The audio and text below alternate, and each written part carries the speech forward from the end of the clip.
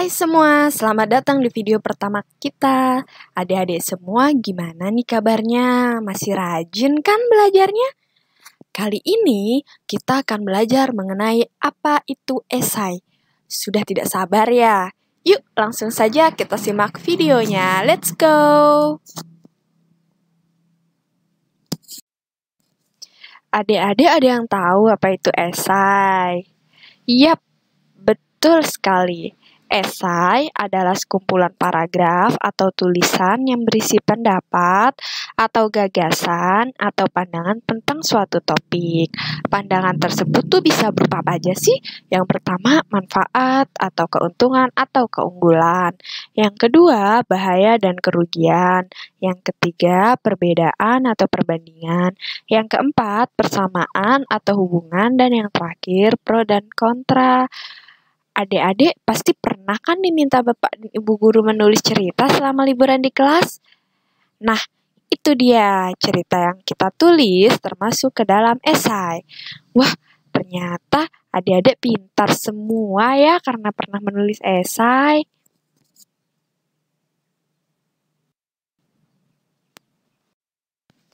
Lalu selanjutnya, kenapa kita harus menulis esai ya? Nah, menulis esai bisa melatih kita untuk yang pertama, peka terhadap lingkungan sekitar. Yang kedua, berpikir kritis. Yang ketiga, berpikir logis. Dan keempat, adik-adik bisa berpendapat yang disertai alasan loh. Terus, kita mau ngomongin apa lagi nih? Yap, betul sekali, topik dan pikiran utama. Topik adalah sebuah tema dari esai yang ingin kita tulis. Biasanya tentang hal-hal besar dan terlalu luas untuk ditulis. Contoh, handphone, sampah, film, atau seragam sekolah. Kemudian apa nih yang kita bahas selanjutnya? Ya, pikiran utama. Pikiran utama adalah gagasan yang diturunkan dari topik.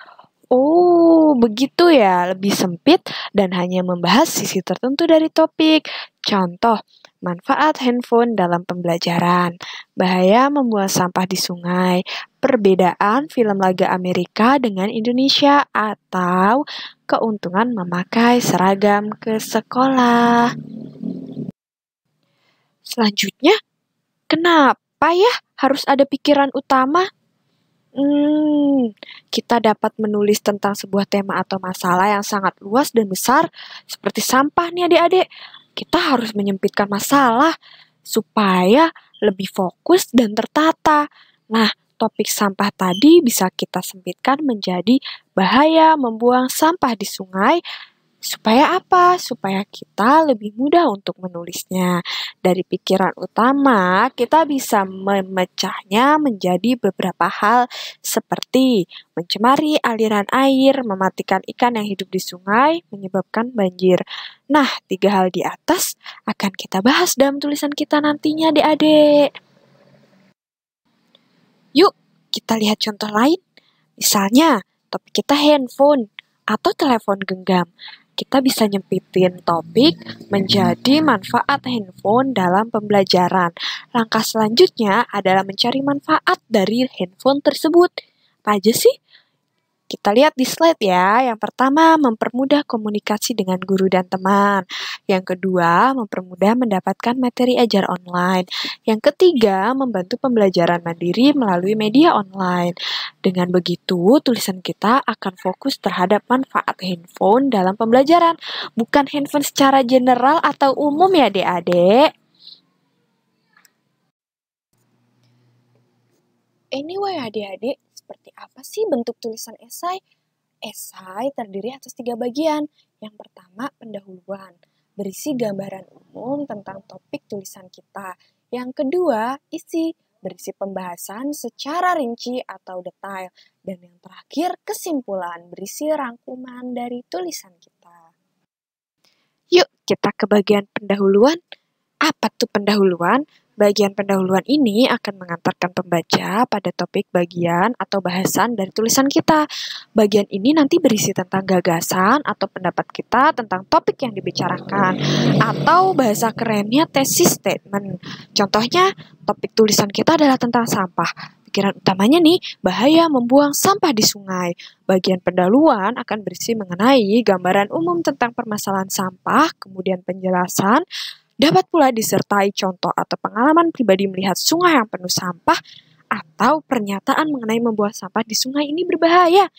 Ini loh yang kita sebut sebagai thesis statement deh adik. Nah, di sini kakak punya contoh paragraf pendahuluan nih. Yuk kita baca bersama-sama. Sampah adalah masalah yang sangat serius dan terjadi di semua tempat, baik di kota maupun di desa. Di mana-mana kita dapat melihat tumpukan sampah yang menggunung dan bau yang menyengat, atau berserakan di pasar-pasar, di pinggir jalan, di tempat-tempat wisata, atau bahkan di sungai-sungai. Sampah yang dibuang sembarangan, selain membuat lingkungan menjadi kotor, juga menimbulkan bau yang tidak sedap dan menyebabkan penyebaran penyakit.